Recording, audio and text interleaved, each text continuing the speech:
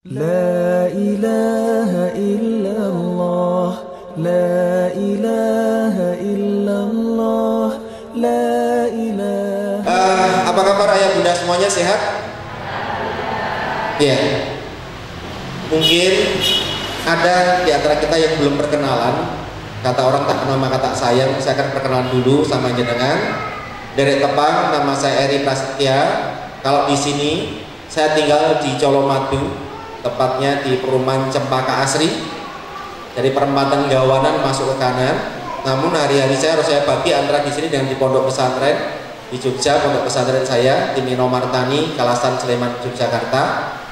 Kemudian yang kedua, alhamdulillah saya juga sebagai psikolog anak di Rumah Sakit Internasional JIH Surakarta. Kemudian saya juga mengajar mahasiswa di Fakultas Psikologi Unip. Kemudian saya mudir dari Pondok Pesantren Baitul Ilmi, juga berjejaring dengan beberapa sekolah termasuk sekolah penjenengan sebagai konsultan tumbuh kembang anak. Nah, sekarang kita akan bicara tentang konsep bagaimana membangun komunikasi untuk mencegah hal-hal yang tidak diinginkan supaya itu tidak terjadi pada anak kita. Sebelum saya bahas, kita mari ingat dulu perjalanan pernikahan kita sampai kita ini memiliki anak, supaya kita ini memahami bagaimana konsep mendidik anak terlebih dahulu. Nah, ini yang pertama tentang perjalanan pernikahan kita, gitu ya. Ingat loh, tugas setan di sini. Tugas setan itu ketika orang ta'arufan, orang pacaran, pengennya cepat-cepat menyatukan. Pakai apa? Syahwat. Maka jangan heran banyak orang yang hamil duluan itu karena tugas setan pengen cepat-cepat menyatukan di situ. Tapi lihatlah tugas setan berikutnya. Ketika orang menikah, cepat-cepat pengen membubarkan dengan banyak rintangan yang dihadapkan pada pasangan rumah tangga itu. Maka dibutuhkan sebuah kekuatan yang luar biasa, ya. Yang pertama, kekuatan itu saya ambilkan di hadis riwayat Bukhari Muslim juga. Disunahkan bagi laki-laki selesai ijab kabul itu mencium kening istrinya. Tujuannya apa?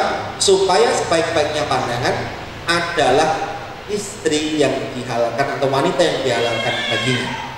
Namun kalau ternyata sampai ada perselingkuhan, bisa jadi saat memandang wajah istrinya itu meleset ke mertuanya, sampai selingkuh dengan mertuanya, itu bisa jadi. Ya. Yang berikutnya apa? Disunahkan bagi laki-laki selesai ijab kabul apa? Melakukan sholat 2 rakaat. Tujuannya supaya pernikahan itu landasannya Allah Ta'ala. Disinilah surah Al-Furqan 74 itu mulai dimunajatkan. Rabbana hablana min awajina wa juriyatina qurrata ayun waj'alna lil muttaqina imama ya Rabbana, ya Tuhanku, anugerahkanlah kepadaku anak dan pasanganku sebagai penyejuk hatiku, dan jadikanlah aku menjadi imam atas orang-orang bertakwa. Ini hakikatnya kita membangun pernikahan. Namun harus kita sadari, ternyata ada ujian yang luar biasa. Saya ambil di At-Taghabun 14. At-Taghabun 14 itu ternyata anak bisa menjadi musuh bagi orang tuanya. Orang tua ke selatan, anak sekarang ke utara. Orang tua ke barat, anaknya ke timur. Banyak anak yang berani sama orang tuanya nih. Surah At-Taghabun ayat yang ke-14 menjadi musuh bagi orang tuanya. Berikutnya saya ambil juga anak bisa menjadi fitnah bagi orang tuanya di surah At-Taghabun ayat yang ke-15. Gitu. Saya ambil contoh, ya. Saya banyak mendengar di kalangan masyarakat. Maaf, ada sementara orang mengatakan ketika anaknya lahir Down syndrome, mereka kemudian bergosip ria, mungkin bapaknya dulu pernah membunuh kodok, maka anaknya lahir dalam keadaan seperti itu. Itu menjadi fitnah, ya. Ada beberapa hal yang harus kita pahami secara karakteristik di dalam Al-Quran yang menjadikan ujian bagi kita sebagai orang tua. Anak bisa menjadi musuh, bisa menjadi fitnah bagi orang tua, dan bisa menjadi perhiasan dunia. Perhiasan dunia itu seperti apa? Banyak orang yang akhirnya menyombongkan anaknya, tapi ternyata lupa akhlaknya anak itu tidak diperbaiki. Bangga anaknya jadi dosen, bangga anaknya jadi dokter. Ini kisah yang saya temukan kemarin. Saya semobil sama teman dokter dari rumah sakit, ibunya meninggal. Di dalam perjalanan beliau bertanya sama saya, Ustaz, nyolatkan jenazah orang tua itu apa? Saya cukup kaget. karena nyelatkan jenazah saja beliau belum bisa seperti itu. Nah, artinya apa? Secara dunia ini membanggakan sekali. Dokter membanggakan sekali, dosen, namun ternyata akhlaknya anak kita ini masih jauh dari kata sempurna. Nah, disinilah kuncinya bagaimana kita membangun komunikasi yang harmonis kepada anak. Karena sesungguhnya mendidik anak itu bukan seberapa lama waktunya, tapi seberapa quality time, berapa kualitas waktu yang diberikan kepada anak-anak kita. Penyerahan amati penyan pirsani. Banyak sementara seperti ibu itu di rumah 24 jam kadang dampingi anak, tapi kualitas waktu untuk bicara sama anak itu terkadang tidak ada. Tapi ada juga seorang ibu yang wanita karir, begitu ibunya kerja dan anaknya sudah pulang sekolah, meskipun tidak bisa menjemput, tapi komunikasi itu ada. Jadi sebenarnya mendidik anak itu bukan dibutuhkan seberapa lama waktunya, tapi kualitas komunikasi itu menjadi roh. Tapi ada juga perkecualian. Saya nggak tahu ini teorinya dari mana. Saya punya tetangga, itu mungkin hampir 4 tahun ngomong-ngomongan. Saya lihat jarang ngomong-ngomongan dengan pasangan. Heran saya, anaknya banyak. Gitu. Nah, saya nggak tahu komunikasinya piye kok sampai anaknya banyak. Gitu. Ya, padahal jarang ngobrol gitu ya, jarang komunikasi.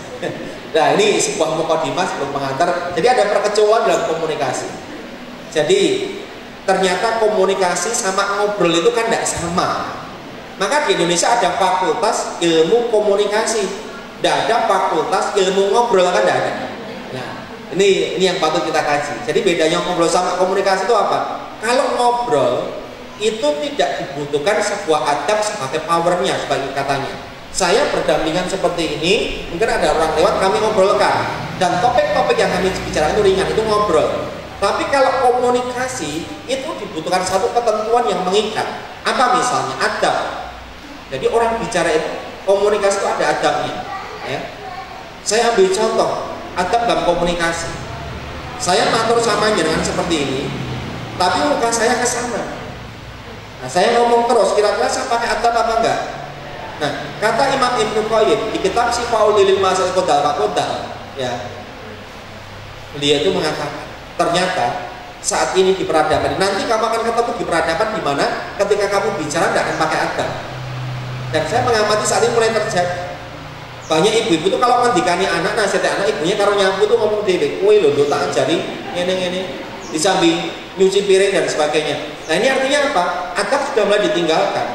Tadi kan saya kasih contoh, saya matur sama jenengan tapi muka saya ke sana, berarti kan saya tidak menghargai jenengan. Apa sih yang terekam di otaknya anak saat kita mengatakan nasihat anak sambil nyapu, sambil nyuci piring seperti itu? Maka otak anak akan merekam, wis biasa mbok kaya ngono kae. Akan masuk telinga kanan dan keluar telinga kiri. Nah, jadi yang jadi masalah itu sebenarnya bukan pada nasihatnya. Kalau nasihatnya ke anak acungi jempol mesti bagus kok. Mana ada atau orang tua yang berikan nasihat jelek ke anak? Nggak ada. Cuma letak kesalahannya di mana? Cara memberikan nasihat, komunikasi yang tidak tepat. Nah, saya ambil contoh komunikasi yang tepat itu kayak apa ya? Ini saya ambil di kitab Syifaul lil Masal Qodal ini. Nah, panggil anak kita terlebih dahulu. Pastikan saat memanggil itu jenengan harus dalam keadaan bad mood. Salah satu yang menghambat terjadinya komunikasi itu apa? Kita ini bad mood, tidak nyaman, emosi, marah, memaksakan untuk komunikasi. Maka saat komunikasi tidak terjadi. Ini ngobrol sih iya, tapi saat komunikasi tidak terjadi, maka pesan dari komunikasi, message-nya ini tidak nyampe, message-nya tidak diterima, karena seolah-olah memaksakan kehendak. Maka saat komunikasi yang kedua itu apa? Pastikan jenengan tidak dalam keadaan bad mood, tidak dalam keadaan marah besar untuk berkomunikasi dengan anak. Ini, saya ambil contoh ya. Ketika semuanya reda, maka Rasulullah itu memberikan tip. Ketika engkau marah dalam keadaan berdiri, maka duduklah. Ketika duduk pun kau masih marah, maka rebahlah, berbaringlah. Dan ketika berbaring pun kau masih marah, maka ambillah air wudhu. Seperti itu. Maka itulah akan menyejukkan hati, jiwa dan pikiranmu. Dan jenengan perlu tahu, sesungguhnya orang yang marah itu adalah orang yang takut, dan dia menutupi takutnya dengan cara marah. Saya ambil contoh, ada induk ayam sama anak-anaknya. Coba kita ganggu anaknya, kira-kira induknya marah apa enggak? Marah. Kenapa kok induknya marah? Karena induknya takut, induknya khawatir. Anaknya diganggu maka dia marah. Seperti itu. Jadi analoginya sama, orang yang marah itu orang yang takut. Dan jenengan memarahi anak itu karena khawatir mungkin dia kecanduan handphone. Jenengan memarahi anak karena khawatir mungkin dia mainnya terlalu lama makanya marah. Dan ini dalam bahasa psikologi justru kami sebut bahasa cinta. Bahasa cinta itu tidak harus diwujudkan dengan kita mengatakan sayang, lagi apa, dan sebagainya, tidak. Bahasa cinta yang saya ambil detail lagi, contoh hubungan kakak dan adik. Mari kita lihat hubungan kakak dan adik. Kakak dan adik itu kalau ketemu kadang berantem satu sama lain, betul nggak? Tapi mari coba kita pisahkan salah satu di antara mereka. Golei, kakak di mana toh Umi, kok nggak pulang-pulang? Golei. Itu hubungan kisah cinta, bahasa cinta yang ada bisa. Jadi jangan salah ya, bahasa cinta itu tidak harus diuraikan dengan kata sayang, dengan pandangan seperti ini, tidak. Tapi ada bahasa cinta. Sama seperti orang tua. Dalam ilmu psikologi kami pelajari, sesungguhnya saat orang tua itu membentak anak, kadang ada saatnya orang tua itu teriak di depan anak, itu dia melatih psikologi mental anak kita supaya kelak ketika dia berbaur masyarakat itu dia bisa juga beradaptasi ketika mendapati misalnya pimpinannya seorang yang keras, misalnya ada tetangganya yang ngomongnya tidak baik, dia bisa mendapat itu. Nah ini bahasa cinta. Anak-anak sekarang tidak bisa memahami ini, menganggap bahwa itu kebencian dari orang tua kepada anak. Maka harus kita luruskan bahasa cinta itu seperti apa. Sama bahasa cintanya Allah sama diri kita. Gimana dalilnya? Di surah Al-Baqarah ayat 155 sampai 157. Itu bahasa cintanya Allah kepada diri kita. Ayat 155 Allah berfirman apa? Akan datang satu waktu, aku akan menguji imanmu, kamu akan kehilangan harta benda, orang-orang yang kamu sayangi, dan termasuk ada penyakit untukmu. Namun berikanlah kabar sukacita bagi orang-orang yang sabar. Masya Allah. Ketika cinta kita kepada dunia berlebihan, kecinta pada makhluk berlebihan, biasanya Allah akan menguji. Janjane kowe iki tresno karo aku ora, mencintai aku ora. Kok awet cintane karo makhluk berlebihan? Maka ketika cintamu diuji sama Allah, ini sebenarnya untuk menunjukkan imanmu kepadaku itu seperti apa. Firman Allah seperti itu. Ini. Maka ayat 157 Allah berfirman apa? Ketika aku mengujimu hambaku, ucapkanlah darimu inna lillahi wa inna ilaihi raji'un. Semua itu berasal dari aku dan akan kembali padaku, dan aku tahu kemampuanmu itu seperti apa. Dan ayat 157 Allah berfirman apa? Beruntunglah wahai hambaku yang tanuji, kamu akan mendapatkan rahmat atau petunjuk dari. Itu bahasa cintanya Allah. Jadi sesungguhnya kalau kita sedang diuji, entah itu melalui anak, entah melalui pasangan, itu sesungguhnya bahasa cinta yang Allah berikan pada kita untuk menghisap kita terlebih dahulu sebelum hisap yang panjang saat di padang mahsyar nanti. Jadi harus kita sampaikan. Pil itu pahit rasanya, tapi khasiatnya luar biasa. Namun kita akan mengelola bagaimana emosi ini sampai pada anak, message-nya sampai, bagaimana pesan ini sampai kepada anak untuk memahami itu adalah konteksnya sebuah bahasa cinta seperti itu. Nah, sekarang kita akan membahas tipologi orang. Tipologi orang berdasarkan komunikasinya itu kayak apa. Ya, saya akan buka yang pertama tentang tipe agresif. Ini. 3 jenis tipologi orang berdasarkan konteks komunikasi. Ya. Yang pertama tipe agresif, dan kecenderungannya sekarang ini, maaf ya, banyak ibu-ibu yang cenderung pada tipe pertama ini. Apa itu? Senengannya bengok-bengok. Saya nggak bisa bayangkan, saya tinggal di perumahan gitu ya. Misalnya anak-anak ngarap, le, apa bu? Jumpuknya cetreng, jadi tombolnya ngerti sampai teknologi. Karena yang perumahan seperti saya tinggal itu kan temboknya kadang hanya satu gitu kan. Jadi tombolnya apa saja kan bener ya. Nah ini nak uripe seperti ini, bengok-bengok teriak-teriak. Apalagi maaf ya, sering saya amati orang itu kalau punya gangguan pendengaran, apa yang terjadi? Ngomongnya mesti banter. Ya. Karena dianggap omongan itu lirik. Tapi begitu diajak ngomong lawan bicara, nerodo banter, dipikirnya getak. Nah susah juga tuh ini. Nah ini ujian sekali lagi ya. Maka kadang kalau kita ini ketemu sama orang yang suka teriak-teriak, pastikan saja dulu apakah dia punya gangguan pendengaran atau tidak, salah satunya ini. Nah ini tips komunikasi. Saya banyak melihat ibu-ibu ada di sini. Karena apa? Karakter sanguinis daripada kita ini menentukan.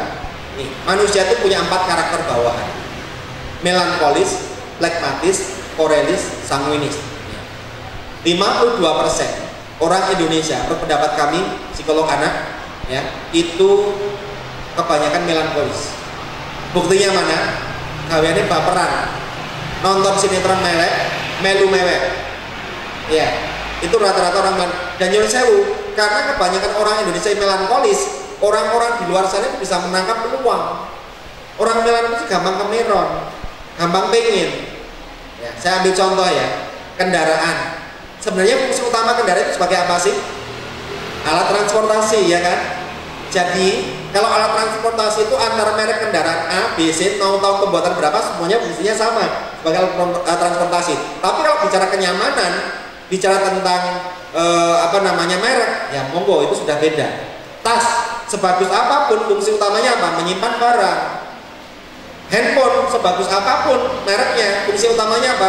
Alat komunikasi. Dan di Indonesia ini tersamar. Jadi ketika ada produk yang bagus, handphone yang bagus, atau kendaraan yang bagus, apalagi dijangkau dengan harga yang relatif murah, kemudian bisa pakai kredit, maka kita gampang mengaksesnya. Nah, jadi orang-orang luar sana tuh melihat orang-orang Indonesia yang melankolis ini, maka menjadi peluang bagi mereka seperti itu. Ya, maka hati-hati orang melankolis ini. Dan orang melankolis ini cenderung belum punya prinsip. Dan hati-hati loh ya, anak kita ini bisa menangkap kemelankolisan ibunya. Saya ambil contoh, ini meskipun dia tidak mengucapkan dengan bahasa lisan. Ibunya nonton televisi, ada acara lucu. Kalau tertawa biasanya datar misalnya, hahaha gitu kan. Ini agak beda, wak-wakan. Wah, apa yang terekam di otaknya anak ini? Wah, bokku kayak dedet kayak saja ini. Iya. Kemudian pas nesu ngamuknya seperti itu. Jadi sebenarnya saya bisa menangkap di sini ibu yang baik itu ketika seneng, ojo ketok banget nek seneng. Nek duwe masalah, ojo ketok banget duwe masalah. Nah ini kadang palanya seorang ibu. Jadi menahan wajah kita untuk tidak kelihatan marah, untuk kelihatan seneng banget, maka seorang ibu yang baik itu jangan minta untuk ditakuti, tapi apa? Disegani. Disegani itu ibu yang baik. Nah disegani itu hasil dari proses mengolah diri. Ini mengolah diri. Saat ini banyak orang itu tertawa, tapi hatinya menangis. Dan banyak orang menangis, tapi sesungguhnya tertawa. Nah, banyak, maaf ya, kadang nyon sewu, ada tulisan di truk itu kan pernah saya baca, Anda sopan, saya segan, gitu kan. Lah nek saya kadang tak balik, Anda sopan, saya curiga. Jangan-jangan mau minjem duit, kan seperti itu. Ya. Jadi kadang saya balik ini, soalnya pas saya sering ketemu, kadang teman saya ini guyon dan sebagainya, tiba-tiba kok ngomongnya seperti itu. Nah kadang kita berprasangka buruk, wah ini pasti ada sesuatunya seperti itu. Nah jadi Bapak Ibu, saya berandai-andai, coba kalau kita ini punya anak, lahir ceprot langsung soli maupun solihah. Dari mana kita dapatkan pahala kesabaran kan? Nah pahala kesabaran salah satunya didapatkan bagaimana benar-benar kita ini sabar. Sabar dalam segala hal. Saya ambil contoh mari yang sama saja, saya harap ada perubahan ya. Saya banyak mengamati ibu-ibu ini kadang, kalau bapak saya nggak tahu, soalnya kadang saya amati ibu-ibu. Ibu itu kadang kalau jemput anaknya terlambat, wes perengat-perengut, raine rapi di sawang kayak gitu, ditepuk-tepuk. Wah, mas tak menikit mau masuk susu, rametu-metuan seperti itu. Nyon saya itu strategis ya. Sebenarnya anak pengen cerita, pengen matur. Kenapa kok terlambat? Tapi karena ibunya sudah nyegati dengan wajah yang seperti itu, maka dia nggak mau, malas untuk matur. Sampai di rumah ke bawah, orang beneran. Apa yang terjadi? Dia akan banyak melarikan sikap, pikiran, tindakannya. Salah satunya apa? Handphone. Jadi anak-anak itu kecanduan handphone itu sebenarnya faktornya bukan dari handphonenya. Salah satunya tidak ada quality time. Ibunya tidak paham, maka dia melarikan pikirannya ke handphone daripada lihat ibunya yang mukanya ditekuk-tekuk. Ada asap itu ada api pasti. Ini. Jadi kadang kenapa sampai suami selingkuh itu mari kita cermati juga. Bukan semata-mata terkadang salah suami juga. Tapi kadang istri yang suka menekan perasaannya seorang laki-laki, saya cermati selama 8 tahun jadi psikolog, itu ternyata ada benang merahnya. Ada benang merahnya, nanti kita perluas ke sesi tanya jawab, silakan. Ya, saya sering amati juga. Padahal nyon saya sedikit banyak mengenal laki-laki yang selingkuh itu, karena itu sahabat saya sejak SMP. Ya, saya sedikit banyak melihat tahu. Tiba-tiba istrinya tanya atau konsultasi sama saya tentang perselingkuhan suaminya. Ini. Nah, kemudian setelah saya cermati, luar biasa. Saya mengumpulkan beberapa data. Istri ini melebihi luar biasanya laki-laki. Jadi kalau lenangnya orang beneran, dia main tangan, main kasar, dia mukul, dia akan nyeret laki-lakinya, dia ngeludahi laki-lakinya. Mungkin bisa jadi laki-laki tidak tahan dengan perlakuan yang semacam ini. Maka begitu laki-laki ini murka, begitu laki-laki marah, dia menempuh segala cara dan dia berani membawa perempuan ke rumah dan mengatakan aku sudah menalak dirimu. Seperti itu. Ini hati-hati, komunikasi itu sangat penting sekali. Jadi sebenarnya syarat komunikasi yang pertama itu harus ada powernya, ada bobotnya. Kalau ngobrol itu temanya ringan, enteng. Ya, tapi kalau komunikasi harus ada powernya. Kata Imam Ibnu Qayyim, panggil, nah sini ada powernya. Harus ada sesuatu yang ditinggalkan, korbankan. Contohnya apa? Dengan kalau komunikasi sama anak masih bawa handphone, masih nyapu, masih ngepel, itu syarat komunikasi tidak terjadi, Bunda. Ya, maka dia cenderung menyepelekan kita. Ini. Maka 1 menit sangat berkualitas untuk anak kita. Pastikan jenengan dalam keadaan good mood. Nah, sini saya. Apa Bunda? Duduk sini, Bunda mau ngomong sama kamu. Misalnya temanya uang, tanyalah anak-anak dengan baik. Nah, Bunda mau tanya, bentar-bentar kok nyuwun duit? Buat apa, Nak? Teman-temanku pada jajan, Bunda. Biar selesai ngomong dulu, jangan diputus pembicaraannya. Dia punya analogi untuk menjelaskan sama jenengan. Sudah, Nak? Sudah, Bunda. Sekarang Bunda tak ngomong ya, Nak. Dengarkan baik-baik. Apa, Bunda? Kamu ngerti, Bapak lagi sakit, ngerti Bunda. Kamu ngerti Bunda gak kerja, ngerti. Dan uangnya Bunda tinggal ini. Nah, kalau kamu minta terus, mungkin Bunda gak bisa beli obat buat Bapak. Mungkin Bunda gak bisa beli beras untuk kita semua. Maaf ya Bunda, aku gak tahu kalau Bunda gak punya duit. Demi Allah, demi Rasulullah, karena komunikasi terjadi 360 derajat, dia bisa memahami apa yang ditransferkan informasi itu dari orang tuanya. Jadi pesan saya, Islam itu kan agama yang paling detail tentang adab, ya. Orang bicara ada adab, orang minum ada adab, buang hajat pun ada adab, sampai sok kita dipisah ini karena ada adab yang luar biasa. Maka ketika nasihati anak, pastikan komunikasi yang baik. Jadi ini tipologi yang pertama. Ini saya banyak menjumpai terutama bagi ibu-ibu muda. Ibu yang muda memiliki anak pertama itu rata-rata banyak nanti gesernya ke komunikasi agresif, banyak berteriak. Ingat, 5 tahun pernikahan pertama itu masa yang rawan, masa yang sangat rawan sekali. Di situ banyak adaptasi baru akan terbentuk. Ini. Terkadang mungkin kita kaget dulu saat pacaran suaminya nggak pernah ngorok, ini ngorok, kita mungkin kaget. Maka kalau ada semacam ini, katakan, Mas, baru kali ini aku mendengarkan alunan yang paling indah di muka bumi ini. Apa itu? Ngorokmu, Mas. Ya, dia akan bangga. Nah ini seperti hal-hal kecil semacam itu kadang dibuat masalah gitu ya. Dibuat masalah di dalam 5 tahun pernikahan. Sering ada yang konseling sama saya itu gara-gara, maaf ya, kemarin gara-gara kasus KDRT, artis itu kan. Ya, cermati KDRT itu karena apa? Itu juga hal semacam itu. Jadi hal yang kecil, hal yang sepele itu kadang diangkat karena di 5 tahun pernikahan pertama nanti ada 2 masa rawan. 5 tahun pernikahan pertama, kemudian yang kedua setelah pernikahan itu memasuki usia 20 tahun. Itu ada masa rawan yang kedua. Itu titik klimaks secara psikis di mana terkadang ada lelah yang luar biasa. Tapi kalau sudah bisa memasuki fase 20 tahun atau rawannya pernikahan yang kedua, itu insya Allah akan landai sampai dengan anak cucunya nanti. Karena apa? Pola adaptasi sudah mulai terjadi dengan pasangan satu sama lain. Ini. Jadi rata-rata kalau saya amati bagi ibu muda yang belum dewasa, itu cara mengkomunikasikan dengan anak rata-rata masih seperti ini. Suka teriak dan sebagainya. Tapi begitu dia nanti mulai banyak ditempa oleh ujian hidup, ya, dia bisa memahami kelemahannya, bisa memahami pasangannya, maka dia akan mulai berkomunikasi dengan baik dengan anaknya. Itu butuh proses, butuh waktu. Tapi ada nggak Pak di 5 tahun pernikahan pertama yang ternyata bisa komunikasi? Ada banyak sekali. Jadi orang menikah itu kalau misalnya sebelumnya tidak pernah sholat, menikahnya menjadi rajin sholat, insya Allah berarti nakal itu coro-cornya harus diintaknya sebelum menikah. Gitu. Jadi sama, ketika mungkin dulu itu ketika kita sebelum menikah itu masih seenaknya sendiri, tapi begitu menikah ada perbaikan itu akan cepat sekali perbaikan terjadi pada pasangan maupun rumah tangga kita. Ini yang pertama harus kita pahami. Kemudian tipologi yang kedua itu adalah komunikasi pasif. Hati-hati. Nek bengok-bengokan ya ora bener, nek kelembutan ya ora bener. Contohnya apa? Nduk, napa Bu? Mbok kowe iki dadi bocah sing nurut to, Nduk? Mesake wong tuwa sing kaya ngene iki. Anak manuk-manuk ngerti. Nek wong tuane iso mati mom. Karena apa? Selalu mengolah rasa, mengolah diri seperti itu. Artinya terlalu lembut itu tidak baik juga, terlalu lembek tidak baik juga. Ketika kita terlalu lembek, maka yang terjadi anak mengapa? Orang tua itu lemah, itu terlalu lemah. Maka dengan senanya sendiri, jadi terlalu keras tidak baik, terlalu lembek pun tidak baik. Kemudian yang ketiga, tipologi yang ketiga adalah asertif. Ini komunikasi yang hangat, ada kibali. Misalnya anak pulang sekolah ditanyai satu sama lain. Tadi pelajaran apa? Ini bunda tadi tes apa nak?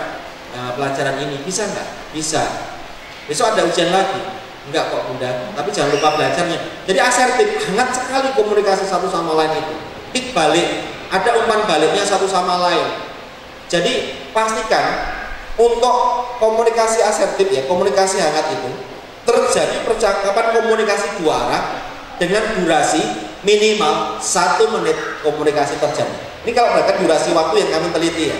Jadi kalau ibu bisa bertahan komunikasi dua arah dengan anak minimal 1 menit, itu komunikasi asertif terjadi. Tapi kalau ibu komunikasi sama anak sak penak dhewe kurang dari 1 menit, bisa mengarah kepada agresif, bisa mengarah kepada pasif, seperti itu. Nah, ini tentang tips bagaimana berkomunikasi jitu dengan anak. Baru nanti kita akan kasih contoh-contoh yang realnya. Baik, tadi saya sudah dipesan sama Ustadz Purwati, Ustadz kemarin waktu ngisi kelas 1 materinya terlalu panjang sehingga sesi tanya jawabnya hampir tidak ada. Nah, sekarang Ustadz Purwati berikan amanah pada saya, tolong kasih keleluasaan pada wali santri untuk bertanya. Manfaatkan loh bunda, ayah, untuk bertanya. Jangan kalau datang ke rumah sakit kami harus bayar 250.000. Nah, di sini tidak bayar, silakan bertanya tentang seputar tumbuh kembang anak, seputar karakter anak, termasuk dengan tema parenting yang saya sampaikan tadi. Saya berharap mudah-mudahan pertanyaan jenengan ini juga menjadi pertanyaan yang mewakili seluruh wali-wali santri ada di sini, menjadi ladang pahala bunda semuanya. Monggo ayah bunda semuanya, waktu saya berikan sebelum mungkin saya akan melanjutkan materi yang lain karena nanti sebelum Pak Dadur parenting ini akan kita sudahi. Silakan kalau ada pertanyaan-pertanyaan yang terkait dengan tumbuh kembang anak, terutama mungkin tema tentang komunikasi, tema yang lain, kesulitan mengasuh anak, bukannya cuma murid, ayo kita diskusi yang terbaik untuk anak-anak kita. Assalamualaikum Ustaz. Yud Sewu mau tanya nih, untuk menanamkan sifat PD pada anak itu gimana nih? Anak saya itu kalau sama orang tuanya itu nggak begitu pede gitu loh, tapi insya Allah kalau di luar itu bisa mandiri. Pripun ngeten niku Ustaz? Sama tetangga aja depan kadang disapa nggak mau. Pun ngaten mawon nggih. Assalamualaikum warahmatullahi wabarakatuh. Waalaikumsalam warahmatullahi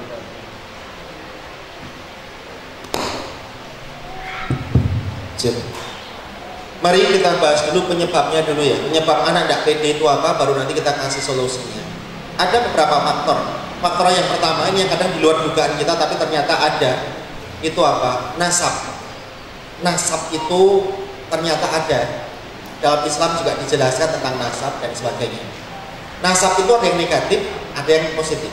Ada nasab baik, ada nasab buruk. Sambil contoh nasab buruk ya. Nasab buruk itu misalnya orang tua dulu kita pernah cerai. Nah, ternyata nasab itu bisa turun perceraian itu pada diri kita, termasuk dengan anak turun kita. Bahkan saya baca kemarin itu sampai dengan 3 keturunan nasab itu. Kenapa kok bisa gitu? Karena menganggap ketika orang tuanya cerai itu tidak ada masalah, maka ditiru sama anak. Wong tua aku pegatan ya ora apa, cerai ya ora apa, artinya masih survive gitu ya. Sehingga dia melakukan perceraian seperti itu. Nah, secara medis nasab juga kami pelajari. Sambil contoh ya, anak kembar. Kalau kita ini menikah, padahal kita nggak punya keturunan kembar, tapi ternyata pasangan kita memiliki keturunan kembar, ada kemungkinan dari pasangan kita memiliki anak kembar, itu nasab. Contoh lain lagi apa? Penyakit, salah satu ambilnya apa? Gula. Ya, secara medis. Ada kemungkinan orang tua punya penyakit gula, nasab gula, itu juga bisa. Nah, apakah nasab itu bisa putus? Bisa. Ternyata anak yang tidak percaya diri, ternyata penyimpangan perilaku lainnya itu banyak faktor, salah satunya karena nasab ini. Dan nasab itu bisa diputus. Bisa diputus. Dengan cara bagaimana? Untuk memahami ilmu memutus nasab ini yang sangat penting sekali. Ya, memahami ilmunya memutus nasab. Contohnya gini. Misalnya nasab perceraian. Kalau kita sudah pernah mendengarkan dalam sebuah kajian majelis ilmu tentang nasab seperti itu, maka mintalah kepada Allah nasab itu putus. Ada permintaan khusus, waktu khusus, ya, di mana waktu ini benar-benar khusus dengan Allah Subhanahu Wa Taala untuk memutus nasab tersebut. Dan itu benar-benar dipahami dengan segala kesadaran. Ya Allah, dulu bapak ibu itu pernah bercerai, dan biarkan nasab itu berhenti sampai di sini, tidak untuk aku dan anak turunku. Jadi ayah bunda hati-hati, harta yang syubhat, harta yang haram itu ternyata bisa membuat perilaku anak menyimpang. Jadi perilaku anak yang menyimpang itu faktornya banyak sekali. Cari tahu ya. Dan anak tidak percaya diri itu salah satu faktornya. Dari sekian banyak faktor itu karena apa? Tekanan psikis. Selain karakter bawaan, tekanan psikis misalnya minder itu diakibatkan karena tidak ada orang tua punya kebiasaan untuk anak membuat dia ada di circle, ada di lingkungan yang dia nyaman. Contoh misalnya harusnya dia itu punya bakat misalnya olahraga, tapi uminya tidak tahu, tidak pernah menyalurkan anak ini, maka dia itu bakat minatnya terpotong di situ dan dia nggak bisa melanjutkan untuk menyalurkan bakat minatnya. Nah, kalau seandainya tidak percaya dirinya pada anak, introvertnya ini hanya masalah-masalah tertentu tidak masalah, tapi kalau sudah mengganggu konsentrasi belajar akan jadi masalah. Maka satu tip untuk menjadikan anak punya percaya diri salah satunya apa? Rubah cara belajarnya. Pripun Ustaz? Yang pertama ya, belajar yang benar untuk anak di rumah, tolong diingat-ingat, itu bukan seberapa lama waktunya, tapi seberapa benar cara belajarnya. Meskipun anak belajar 2 jam, 3 jam, nyandingi handphone, dolanan handphone, orang itu apa-apa bunda. Tapi meskipun anak kita ini belajarnya setengah jam, ini caranya benar, dia dapat apa-apa. Saya ambil contoh ya, di Singapura, bukan yang saya ujub. Saya dapat S3-nya di Singapura, karena beasiswa Singapura University. Saya pernah main di sebuah distrik. Distrik itu ada tempat di mana anak-anak sekolahnya itu sekolah bersama-sama. Anak sekolah dasar saya tanya, kamu kok jam sekian sudah pulang toh mas? Intinya kayak gitu. Iya, kami setiap hari pulang jam 10. Masuk jam berapa? Jam 7. Bayangkan hanya berapa jam sekolah? 3 jam kan? 8, 9, 10, 3 jam. Saya tanya anak-anak di sana, loh kalau kamu setiap hari pulang jam 10 itu senang apa enggak? Enggak. Coba kalau yang saya tanya anak Indonesia senang apa enggak? Oh senang. Tiap hari pulang jam 10 kok. Nah saya heran apa yang membuat dia tidak senang. Nah rupanya metodologi pembelajaran. Satu ya, Singapura itu satu-satunya negara Asia yang sudah tidak menggunakan adaptasi tes tertulis untuk laporan report-reportnya lapor. Ya, bayangkan di Indonesia ini berapa biaya untuk mencetak soal-soal ujian sekolah, ujian nasional, berapa biaya pengawasan dan sebagainya, meribet semuanya. Dan di Indonesia ini kalau soalnya multiple choice pilihan ganda, orang yang bejo itu ngalahke wong pinter, betul nggak? Nah, nek pas cap cip cup kembang kuncup pas bejo, iya, saya pernah ngalami soalnya bu. Saya nggak tahu kenapa ya, saya diterima di UGM itu bisa jadi karena saya bejo loh. Iya, bisa jadi karena saya bejo ini. Jadi nyun sewu, harusnya metode ini dirubah, ya. Jadi belajar yang benar itu bukan seberapa bang. Bayangkan, nek misalkan anak kita ini belajarnya sehari, tapi cara mengajarnya tidak benar, buang-buang waktu loh itu. Maka sama bunda, untuk anak yang kurang percaya diri, pastikan belajarnya di rumah, jangan seberapa lama waktunya, tapi seberapa benar caranya. Dan nyun sewu, belajar di rumah itu tidak harus jam 7, 8 atau jam 9. Itu secara psikologi jam lelah anak, apalagi ketika anak full day, itu jam lelahnya anak. Karena apa? Di situ ada jam golden momennya bagi para pelaku insan televisi. Kalau nggak percaya pada jam itu, acara televisi lagi bagus-bagusnya. Dan jam iklan di situ paling jam mahal. Lurek jadi mau iklan TV coba jam 1 pagi murah itu. Ini saya nonton coba. Ini jam 6.78 itu jam mahal iklan di situ. Maka ketika masyarakat itu insan televisi menghabis istirahat, disuguhkan acara-acara hebat. Nah sekarang ini lihatlah, banyak orang tua dari anaknya belajar, malah ibunya nonton sinetron Ikatan Cinta umpamanya. Ya, gimana anak tidak jealous ini? Jadi dianggap belajar itu sebuah perjalanan sambil lalu. Ini yang pertama tentang waktu ya. Jadi saya tekankan belajar Islami. Saya carikan hadisnya, saya pernah baca. Itu seperti Rasulullah pernah memberikan pada para sahabat, karena itu murid-muridnya Rasulullah menyampaikan saat belajar yang benar itu ketika dirimu dalam keadaan tenang, itu bisa kapanpun. Tapi Rasulullah memberikan waktu yang mustajab. Kapan itu? Ba'da sholat subuh. Ya, ba'da sholat subuh itu ternyata mustajabnya waktu untuk belajar. Karena apa? Ketika nanti dalam hitungan jam dia akan ujian, materi terakhir yang dia ingat sedang kisi-kisi, dia akan masih ingat nanti. Ini sama orang dakwah, orang pidato, itu kalau misalnya, karena sama seperti saya ngisi parenting kan temanya satu sama lain kadang beda-beda, maka saya mencoba belajar apa sih yang saya sampaikan hari ini tentang komunikasi. Maka setengah jam, 1 jam sebelumnya saya mencoba mencari literasi yang mensupport saya untuk menyampaikan materi saya terkait dengan komunikasi misalnya. Nah kayak gitu, yang pertama. Yang kedua, tip melatih hanya percaya diri itu apa? Pakailah media papan tulis atau whiteboard sebagai sarana untuk menyeimbangkan kemampuan otak kanan dan otak kiri anak. Dan saya mohon papan tulis itu jangan pernah ditaruh di bawah, tapi taruhlah di tembok seperti Pak guru-guru punya. Dan yang saya ya, orang masang papan tulis atau whiteboard itu ada aturannya, nggak watok. Nah aturan masang whiteboard itu apa? Kalau di kelas, anak paling tinggi di kelas itu ditambahi 1 kilan. Tujuannya apa? Ketika gerakan spidol atau whiteboard, ini motorik halusnya di simpul saraf tepinya itu ikut bekerja. Jadi sekali lagi kalau di rumah jangan ditaruh di bawah, tempelkan di tembok. Kemudian caranya, bunda sama anak minta untuk pembelajaran dulu, baru tes KIS, uji kompetensi apa yang dia pelajari, tulis di papan tulis itu. Kemudian dia akan maju tanpa buku untuk menuliskan jawabannya. Percayai kata-kata saya. Kalau anak metode belajarnya semacam ini, mau ujian kapanpun dia siap, karena materinya sudah habis dia makan. Tapi kalau orang membaca, mengingat, itu kemampuannya terbatas. Tapi kalau orang presentasi itu kemampuannya luar biasa sekali. 1, leadership, kepemimpinan akan terlatih dengan cara seperti ini. Yang kedua, simpul saraf tepi anak akan bekerja dengan maksimal, maka dia akan tumbuh menjadi orang-orang yang percaya diri. Seperti ini. Kemudian yang terakhir, salurkan bakat minatnya juga. Bakatnya apa? Salurkan, maka dia punya komunitas berbagi, sehati, sepaham. Kemudian dia akan mulai berlatih untuk komunitas-komunitas yang lain. Insya Allah, ini tip menghadapi anak yang kurang percaya. Kembali ke tema ini, jadi saya mau bertanya, bagaimana fungsi seorang bapak di dalam berkomunikasi kepada anak? Karena mungkin saya atau beberapa bapak yang ada di sini itu lebih sedikit waktunya untuk bertemu dengan anak-anak. Itu yang pertama. Terus yang kedua, bagaimana dengan bobotnya? Diomongi bapak sama diomongi ibu itu lebih mancep yang mana? Gitu. Oke, matur nuwun.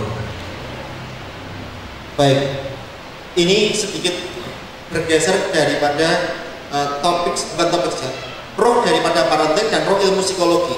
Kalau roh ilmu psikologi itu sudah terkait nanti dengan banyak filsafat, ilmu filsafat. Jadi sebenarnya edukasi yang baik sebenarnya itu bukan melalui lisan, tapi melalui apa kira-kira? Perbuatan.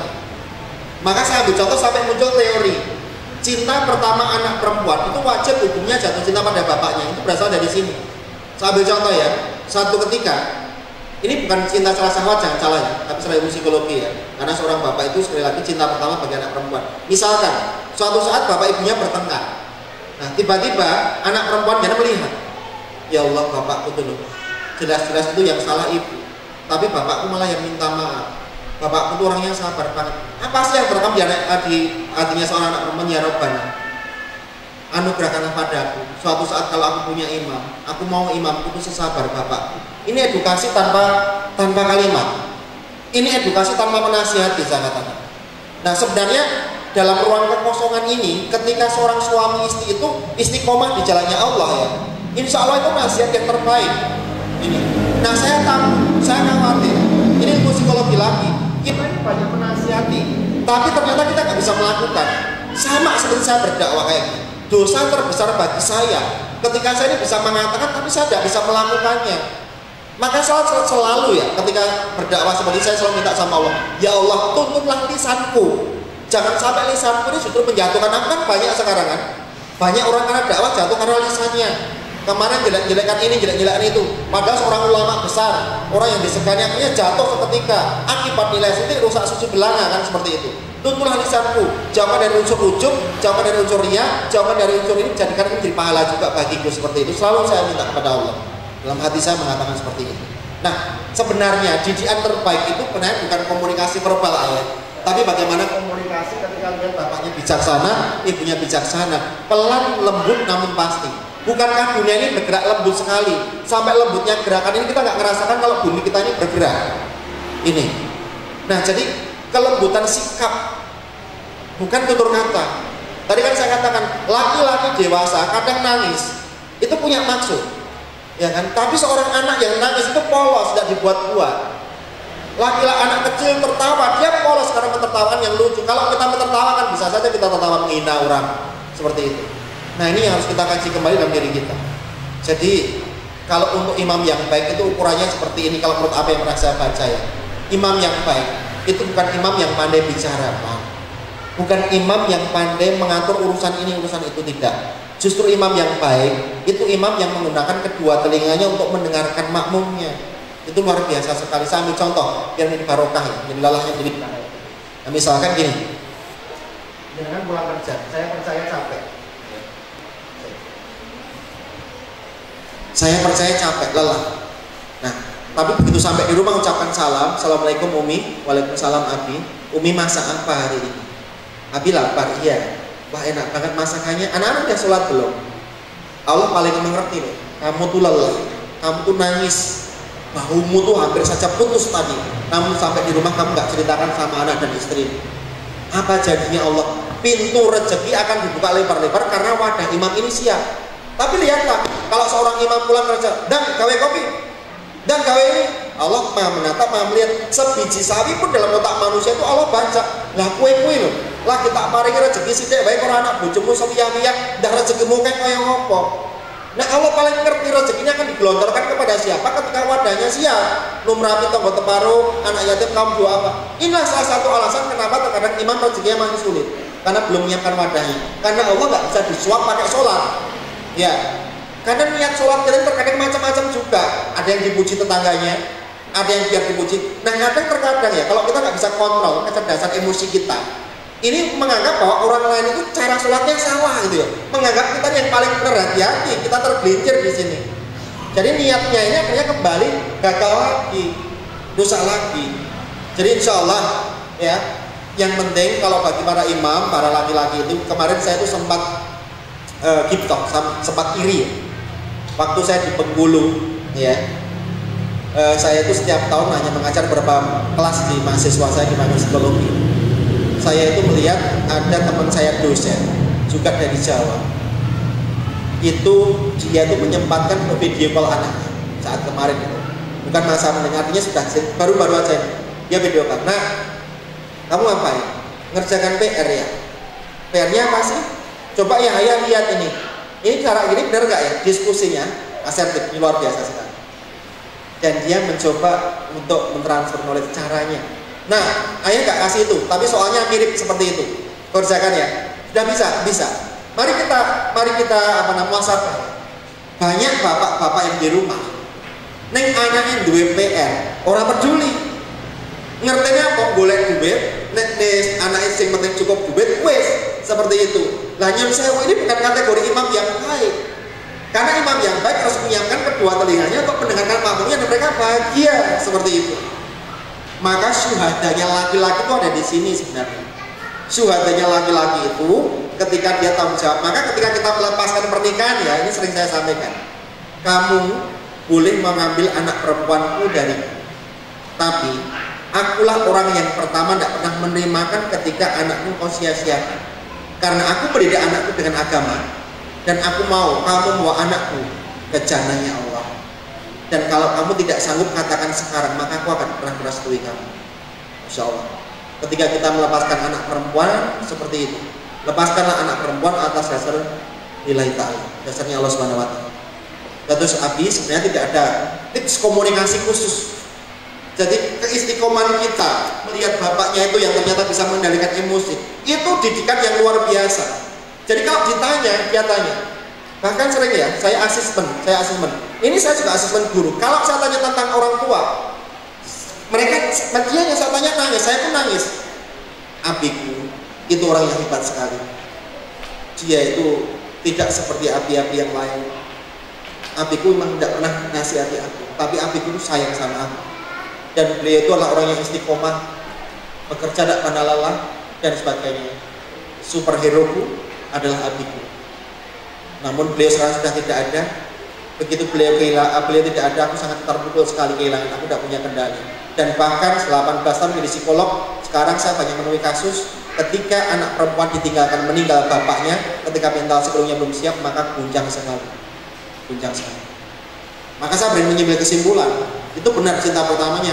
Kalau sampai ternyata ada seorang laki-laki itu menampar ibunya anak perempuan yang melahirkan dirinya, membentak ibunya anak perempuan ini, apalagi menceraikan ibunya anak perempuan ini, maka anak perempuan pertama kali yang akan merasa hancur. Ya, hancur. Jadi saya bisa ngambil kesimpulan lagi, sebenarnya anak yang kuat itu bukan karena anak yang sering dinasihati, ya, tapi justru anak yang dibiarkan sama orang tua, bukan dibiarkan itu pakai baik, tapi dibiarkan untuk melihat kebijakan seorang bapak dan ibunya. Itu akan menjadi anak-anak kuat sekali. Nah, jadi anak yang kuat dalam keluarga itu bukan karena anak pertama, bukan anak kedua, bukan anak ketiga, tapi bagaimana dia itu bisa mengambil ilmunya dari ibu dan bapaknya yang luar biasa. Seperti itu barokahnya sebuah pernikahan ini. Jadi saya khawatir soalnya di filsafat ilmu psikologi, orang yang suka banyak ngomong di rumah itu justru tantangannya itu akan banyak sekali, tantangannya untuk jatuh itu banyak sekali. Maka perbaiki diri itu jauh lebih baik daripada ini. Jadi bahasa itu kan ada non verbal dan bahasa verbal. Nah, verbal dengan kalimat ada non verbalnya. Dominan mana Ustadz? Dominan non verbalnya. Seperti itu. Itu habis jawaban saya, insya Allah tidak ada tip khusus bagaimana membentuk diri saya. Ya. Assalamualaikum warahmatullahi wabarakatuh. Ustadz, maaf mohon tanya. Saya punya anak 4 laki-laki semua. Alhamdulillah yang pertama itu secara kecerdasan dia cerdas dan juga mandiri. Untuk yang nomor 2 itu sama-sama pinternya, cuman kurang mandiri gitu. Nah, untuk memotivasi yang kedua ini, saya itu biasanya dalam bahasanya tidak bermaksud membandingkan ya, cuman sebagai biar mudah gitu, saya mencontohkan kakaknya gitu. Kak, ini sebagai contoh kakakmu ini kan mandiri, misalkan pulang dari pondok ini nggak dijemput, berani pulang sendiri seperti itu. Nah, apakah bahasa saya ini sudah benar dengan bahasa seperti itu gitu? Apakah itu masih ada unsur membandingkan seperti itu, Tat? Itu yang biasa saya lakukan gitu. Yang bahasa saya contoh kakakmu ini, Kak, dia juga mandiri kayak kakaknya seperti itu, Tat. Mungkin cukup itu. Wassalamualaikum warahmatullahi wabarakatuh. Kalian bunda yang belakang, monggo yang belakang lagi kalian. Ya. Assalamualaikum warahmatullahi wabarakatuh. Mohon pencerahannya Ustaz. Saya mempunyai 3 putra dan putri. Yang pertama itu sifatnya pragmatis, apa-apa serba terserah ibu. Yang kedua itu melankolis, apa-apa dengan perasaannya. Yang ketiga itu koleris, itu serba pengen sempurna apa-apa. Nah, itu saya antara anak 1, 2, dan 3 itu memperlakukan dengan cara yang berbeda. Tapi yang koleris ini selalu protes kepada saya. Ibu, ini kok beda? Kakak kok kayaknya diistimewakan karena memang yang nomor 2 itu melankolis. Saya agak mendekatkan diri dengan anak yang kedua. Mohon pencerahannya Ustadz, bagaimana cara menjelaskan kepada anak saya yang koleris ini agar tidak ada kecemburuan seperti itu. Terima kasih. Wassalamualaikum. Kalian yang mau jalan.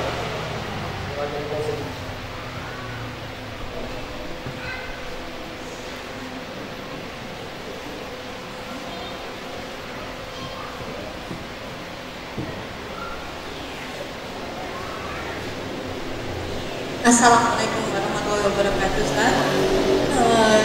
Saya punya putra 2. Yang pertama itu sudah kelas 3 SMP, yang kedua kelas 4 SD di sini. Nah, yang jadi pertanyaan saya itu gini, Tat. Anak saya yang pertama itu kelas 3 SMP di Pondok Karanganyar. Ketika dia pulang, dia punya grup Instagram dengan teman-temannya. ketika pulang dari pondok dia bermain Instagram sama teman-temannya itu. Akunnya dia tersengaja saya kaitkan dengan di HP saya gitu. Jadi saya bisa monitor IG-nya dia ke HP saya. Jadi saya nggak perlu buka HP-nya anak saya, tapi apa yang ada di DM di situ masuk ke HP saya. Gitu. Ketika saya baca di grup itu kok ada kata-kata masalah disco, ngajak ke disco gitu. Saya astagfirullahaladzim, udah rasanya tuh panas banget di sini, pengennya tuh kakak ini gimana. Itu saya masih di kantor baca seperti itu, sedangkan anak saya pas di rumah. Sampai di rumah saya tanyakan, kak ini siapa? Saya bilang gitu. Ah enggak mah, itu cuma temen tapi bukan orang pondok, dia bilang gitu kan anak saya. Terus siapa kak? Kalau bisa kamu jangan berteman dekat sama itu, saya bilang gitu. Enggak mah, itu cuman apa namanya bahasa ini aja mah, cuma gojekan, dia bilang gitu. Nah terus ada lagi DM dari cewek.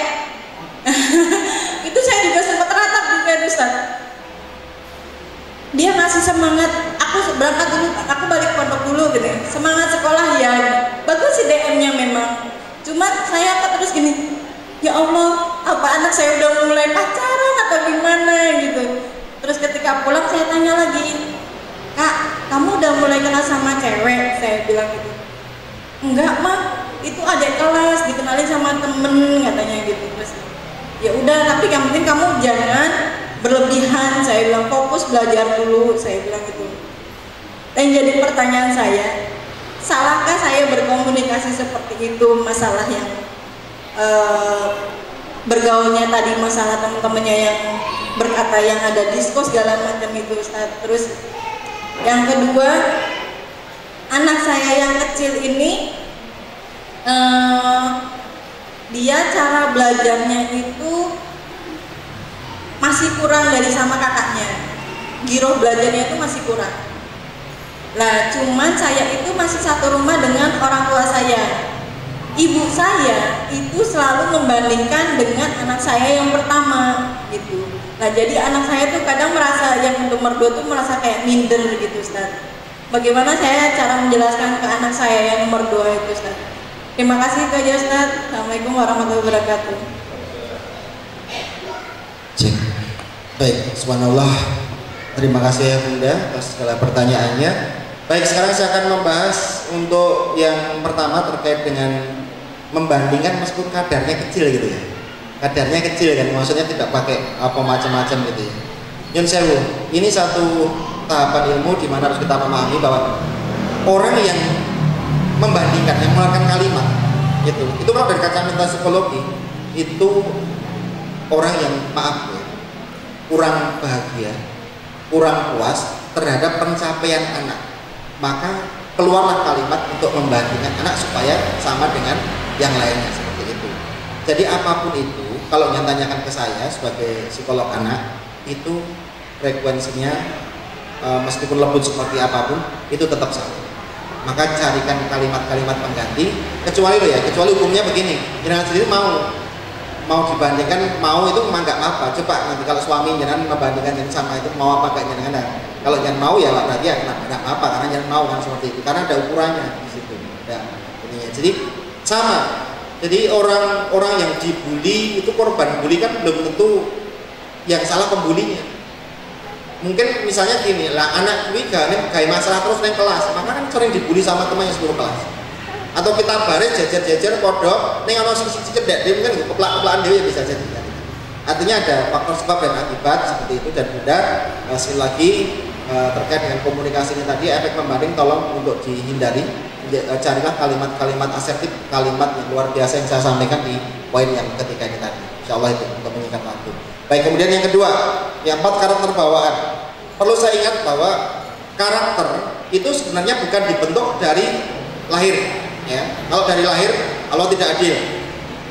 Karakter itu dibentuk dari dia adaptasi di mana, dia melihat apa, dia mendengar apa, itu akan terbentuk karakter. Saya ambil contoh, saya punya telur raja wali, tak ngeremke ning ngene ayam netes. Ketika telur Raja Wali nanti netes bentuknya seperti apa? Raja Wali atau ayam? Raja Wali, karena telurnya telur Raja Wali. Tapi lihatlah, kebiasaan Raja Wali kecil nanti sampai mati mengikuti kebiasaan siapa? Ayam. Jadi karakter itu dibentuk bukan karena keturunan. Ini kan keturunannya Raja Wali, tapi tabiatnya tabiat ayam kan seperti itu. Nah ini untuk menunjukkan bahwa ketika seseorang single parent itu tidak mutlak menjadikan penyebab anak hancur masa depannya. Tidak, saya katakan. Sepanjang ibunya tadi memiliki karakter satu, bisa menjadi bapak bagi anak, bisa menjadi sahabat bagi anak, bisa menjadi motivator bagi anak, insya Allah single parent tidak masalah. Jadi di tangan siapa anak diasuh akan memberikan karakter anak luar biasa. Jadi karakter itu bukan dibentuk dari dilahirkan, tapi dibentuk dari adaptasi. Maka hati-hati. Jangan kalau melihat karakter anak kita sekarang mudah juga. Lihatlah apa yang dia tonton di media sosial. Terutama di misalnya kalau dia punya media sosial seperti TikTok gitu ya. Contoh, saya sama Ustadz Purwadi sama-sama nyekrol TikTok. Belum tentu isi TikTok saya sama TikToknya Ustadz Purwadi sama. Karena TikTok itu algoritmanya terbentuk dengan saat itu seneng apa, berhenti nonton apa, maka akan disajikan sama persis seperti itu. Nah kalau misalnya media sosial anak kita yang kita scroll itu isinya yang terkait tentang dunia yang belum dia kuasai, tentang dunia dewasa pada dia masih anak-anak, hati-hati. Ini berarti bisa saja karakter anak kita akan dipengaruhi apa yang dia tonton dari media sosialnya seperti itu. Nah terkait dengan perbedaan karakter pada anak-anak, tentunya ini bukan menjadi sebuah hambatan sih ya, bukan menjadi sebuah halangan untuk kita memberikan yang terbaik untuk anak-anak. Pada dasarnya, kalau orang-orang koleris itu ketika diedukasi dengan cara, maaf ya, sedikit ada kasar, sedikit ada dibentak, maka orang-orang koleris itu akan memberontak pakai caranya orang koleris. Bukan memberontak dengan kalimat, bukan memberontak dengan tutur kata, tapi di luar sana dia akan cari pelarian. Hati-hati ketika kita memiliki pasangan orang-orang koleris. Karena sifat dasar daripada orang koleris ini salah satunya dia akan menjadikan anaknya atau dirinya itu seorang pendendam seperti itu. Jadi saran saya, orang-orang koleris itu diberikan penjelasan sesuai analogi berpikir yang positif. Kasih penjelasan yang real untuk orang-orang yang karakternya. Tapi jangan salah ya, karakter baik flegmatis, korelis, sanguinis, melankolis itu bisa terjadi kapanpun dan dimanapun empan papan. Saat ini misalnya saya supi dengan kisah-kisah menyedihkan. Bisa jadi orang sanguin di tempat ini menjadi orang melankolis, itu bisa jadi. Kemudian orang melankolis nanti ada berkumpul dengan orang-orang flegmatis, bisa jadi detik itu dia akan termotivasi menjadi orang-orang flegmatis. Jadi itu bukan ukuran yang tepat, cuma sebagai tolok ukur anak kita ke arah mana kecenderungannya. Jadi intinya Bunda, berbagai macam karakter pada anak-anak hendaknya menjadikan diri kita bagaimana kita memahami. Karena baju yang saya pakai belum tentu antum pakai. Antum pakai baju apa belum tentu sama. Jadi dalam rumah tangga kita akan ada seni masing-masing dalam didik anak. Dan ini menjadi prioritas bagi orang tua untuk mencari ilmunya bagaimana dia mengasuh anak di dalam rumah tangganya masing-masing. Jadi seperti parenting, seperti kegiatan apapun yang sebuah lantaran untuk menempatkan itu di dalam rumah tangga kita masing-masing sebagai pemahaman. Ngaten Bunda? Ya. Baik, kemudian yang ketiga terkait tadi pripun saya lupa yang ketiga.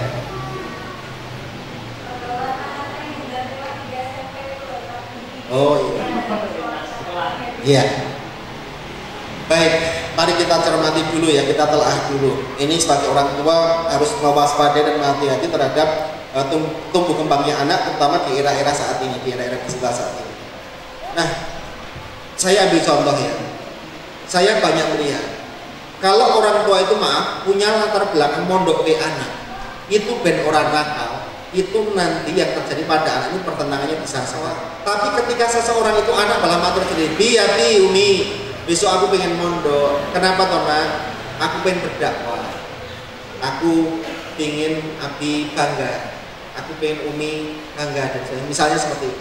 Tapi kalau ternyata anak itu secara mental, psikis belum siap dan sebagainya, maka yang terjadi luar biasa sekali. Bahkan ketika dia keluar sedikit ya, itu seperti wis entuk angin yang luar biasa sekali. Bahkan tadi hari ini pun saya juga interview dengan salah satu guru, yaitu ketika ada kesempatan dulu beliau keluar dari sekian jam dari pondoknya, itu luar biasa sekali. Itu dianggap seperti dapat 10 jam, dapat 12 jam seperti itu. Nah jadi Umi ketahuilah ada fase di mana anak kita ini hormon testosteron, progesteronnya berkembang. dia akan mengenal lawan jenis satu sama lain. Sebatas dalam koridor yang aman, hanya berselo, itu jangan pernah menjadi pikiran dengan. Itu wajar untuk anak-anak sekarang. Jadi mungkin dia hanya menunjukkan aku ya wong lenang iso kenal karo wong itu secara psikis menjadi sebuah kebanggaan. Kemudian ditanya karo kawannya, lah aku ini dia tahu di pacar pora atau nah. Kalau dia ternyata menjawab tidak umpamanya, maka bagi dia ini sebuah pukulan kayak gitu. Biarkan mengikuti alurnya selama koridor itu dalam koridor-koridor yang benar. Cuman pesan saya, Bunda jangan paksakan kehendak anak berlebihan. Justru yang terjadi akan tertekan. Ketika anak tertekan maka lawan akan melawan dengan cara-cara yang cukup berat, cukup kasar pada diri kita. Kata ya Bunda. Mudah-mudahan lain waktu nanti ayah Bunda semuanya kita akan buat schedule. Kalau yang mau wawancara khusus, interview khusus, insya Allah Ustaz Purwati akan menyiapkan tempat. Kemudian harinya nanti biar di-share, kemudian biar di-list. Kalau perlu ajak anaknya, supaya mungkin saat itu saya juga bisa membantu baca karakter anak, bagaimana cara mendidiknya dan sebagainya. La ilaha illallah, la